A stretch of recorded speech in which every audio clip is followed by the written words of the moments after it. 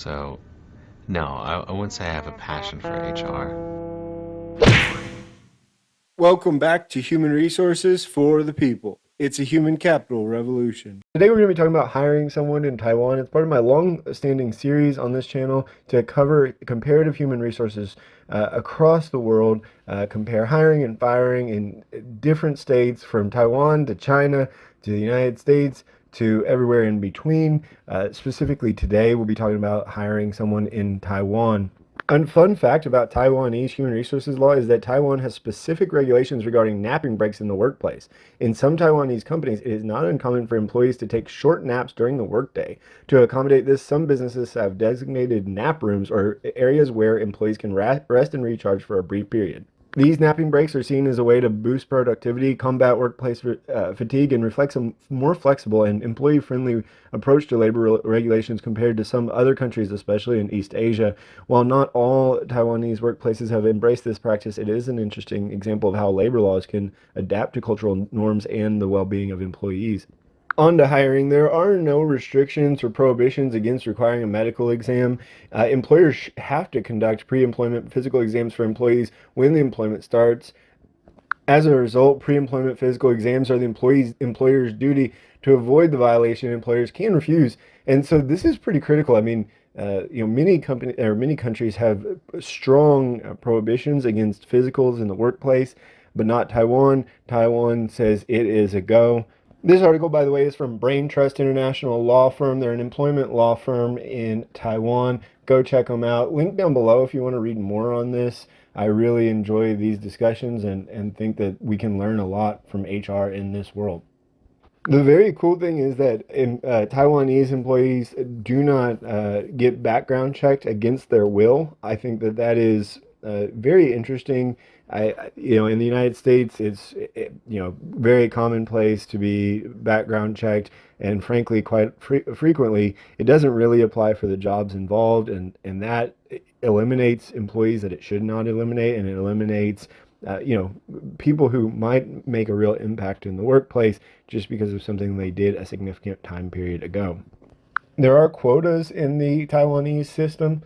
If you have more than 67 employees, you should have employees with disabilities constitute no less than 1% of the total number. Very interesting. No quotas in the United States, and certainly not for disability, but quite frankly, this number would be pretty minimal in the United States with respect to our definitions of disability. And what I mean by that is, quite frankly, there are a significant more amount of employees in the workplace that are considered disabled at this time, and as a result, quite frankly, this is a low number, right? This is a low number in the United States. Most American employers get far more employees who are disabled currently than 1%. In addition, I thought they had some interesting prohibitions against discrimination. Your basic ones are there, right? Race, language, place of origin, place of birth, gender orientation, age. But the ones that I wanted to highlight were horoscope, facial features, appearance, and blood type. And gosh, I would love to know if they just don't want to hire Aries or something of that nature. I assume that it specifically relates to the Chinese calendar, so I don't know. I guess perhaps you don't want to hire people from the year of the pig or whatever. I don't know enough about what horoscope how the horoscope plays in the workforce. My curiosity got the best of me, so I decided to Google it.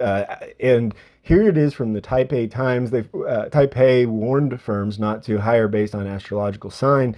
This employee or potential employee was asked their blood type and astrological sign in the interview, says the Department of Labor commissioner. When the applicant told the interviewers, they said the firm was looking for a quote quiet worker who would not make waves or steal his section supervisor's thunder, and because he was a blood type O and a Leo, he was not the right personality. That is very interesting. I'm curious how widespread this is and how frequent this happens, specifically surrounding horoscope signs and blood type. It sounds like blood type is a means of sort of understanding, similar to astrological signs, means of understanding how someone might act. And I could see how it would be lumped in with race and religion and gender and age, etc. So very interesting. These sort of cultural dives are exactly what we're about in this channel, and I love getting into it. Generally, I think that there are quite too many laws with respect to temporary agencies across the world. That is a very common case. That is a very common area of case law.